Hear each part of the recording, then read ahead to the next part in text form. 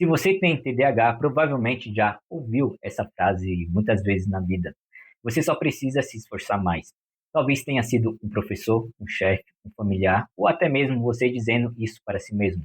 E quando as coisas dão errado, quando você esquece algo importante, chega atrasado, perde um prazo ou simplesmente não consegue começar uma tarefa, o que geralmente acontece, você promete para si mesmo que vai tentar mais forte da próxima vez. Agora vai, agora eu vou me disciplinar, só que muitas vezes não funciona. E quando não funciona, surge uma sensação muito pesada, vergonha, frustração e aquela voz interna dizendo que talvez o problema seja você. Mas hoje eu quero te mostrar uma outra forma de olhar para isso. Uma forma que pode parecer simples, mas que pode mudar completamente a maneira como você lida com os desafios do TDAH. Em vez de tentar corrigir uma falha, você começa a fazer experimentos. Pode parecer uma mudança pequena, mas para o cérebro com TDAH, essa mudança pode parecer uma diferença enorme. Antes de continuar, precisamos entender uma coisa importante. Muitas pessoas com TDAH crescem desenvolvendo um hábito muito específico. Sempre que recebe críticas ou percebe que algo deu errado, a reação automática é trabalhar ainda mais duro. É como se a solução para tudo fosse sempre a mesma. Se eu me esforçar mais, eu resolvo. Se eu tiver mais disciplina, eu consigo. Se eu tentar de verdade, isso não vai acontecer de novo. Só que existe um problema nessa lógica. Ela trata o TDAH como se fosse uma falha moral, como se o problema fosse falta de caráter, preguiça, falta de vontade, mas o TDAH não funciona assim. Ele envolve diferenças reais nas funções executivas do cérebro. E muitas dessas funções é algo chamado flexibilidade cognitiva. A flexibilidade cognitiva é a capacidade de mudar de estratégia quando algo não está funcionando. É a habilidade de olhar para uma situação e pensar, talvez exista outra forma de fazer isso. Só que para muitas pessoas com TDAH, essa habilidade pode ser mais frágil. E quando isso acontece, a pessoa entra em um ciclo, algo dá errado, ela se culpa, promete que vai se esforçar mais, tenta novamente da mesma forma e quando falha de novo, a culpa aumenta ainda mais. É um ciclo muito pesado e infelizmente muito comum. Agora imagine uma situação bem cotidiana. Digamos que você chegou 15 minutos atrasado em todas as reuniões da semana. Talvez você já tenha vivido algo parecido. Seu chefe percebe isso e em algum momento ele faz um comentário, talvez não seja agressivo, mas é direto, algo como: você precisa melhorar sua pontualidade. Nesse momento, duas coisas acontecem ao mesmo tempo. Primeiro, o comentário externo. Segundo, o seu crítico interno. E muitas vezes, o crítico interno é muito mais duro. Ele começa a dizer coisas como: você é irresponsável, você sempre estraga tudo, todo mundo consegue menos você. E aí surge o velho hábito, a velha solução. Você decide que vai se disciplinar mais. Você pensa: eu só preciso me esforçar mais, vou acordar mais cedo, vou parar de ser preguiçoso. Então você coloca o despertador 30 minutos mais cedo e acredita que isso vai resolver. Só que essa solução parte de uma suposição. A suposição de que o problema é falta de esforço, mas muitas vezes não é. Agora vamos olhar para a mesma situação de outra forma. Em vez de entrar imediatamente nesse ciclo de culpa, você faz uma pausa e faz uma pergunta simples, uma pergunta curiosa. Você pergunta: o que realmente acontece nos minutos antes de eu sair de casa?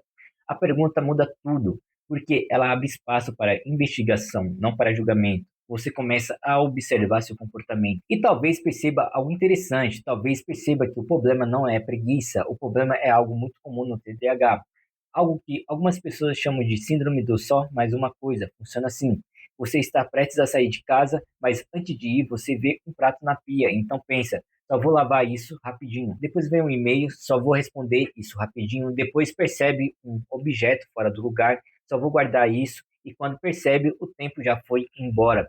Seu cérebro perdeu a noção da transição entre uma tarefa e outra. E agora você está atrasado. Percebe a diferença? O problema não era preguiça, era um padrão de funcionamento do cérebro. Agora entra a parte mais interessante, o experimento. Em vez de tentar se transformar em uma pessoa completamente diferente, você testa uma estratégia nova, algo simples, algo curioso. Por exemplo, você cria uma regra chamada zona proibida.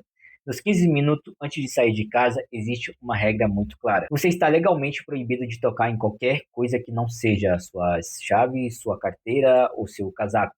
Nada de lavar pratos, nada de responder e-mails, nada de guardar objetos, nada de só mais uma coisa. A única missão é sair. Isso pode parecer bobo, mas na prática pode funcionar surpreendentemente bem. Porque você não está tentando mudar quem você é, você está mudando o ambiente e as regras do jogo. E agora vem algo muito importante. Talvez mesmo assim você ainda chegue 2 minutos atrasado e tudo bem. Porque agora aconteceu algo diferente. Você não está preso naquele ciclo de vergonha. Você não está se chamando de preguiçoso. Você não está tentando resolver tudo com força de vontade. Você está testando hipóteses, você está fazendo experimentos e isso muda completamente a relação com o problema. Ele deixa de ser uma falha de caráter e passa a ser uma falha de projeto. Essa mudança de corrigir uma falha para realizar um experimento é muito poderosa para o cérebro com TDAH. E existe uma razão neurológica para isso. O cérebro com TDAH tem uma característica muito forte. Ele responde muito bem à novidade.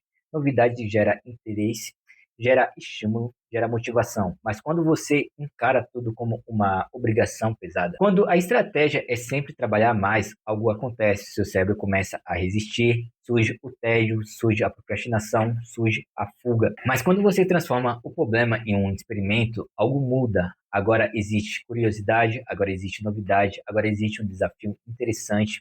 E isso ativa o cérebro de outra maneira. Pense nisso como se fosse um cientista. Um cientista não olha para um experimento que deu errado e diz: eu sou um fracasso. Ele simplesmente pensa: interessante, vamos tentar outra abordagem.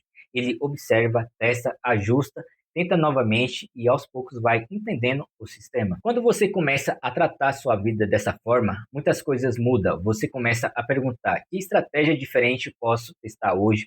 Que ajuste pequeno posso fazer? Que regra nova posso experimentar?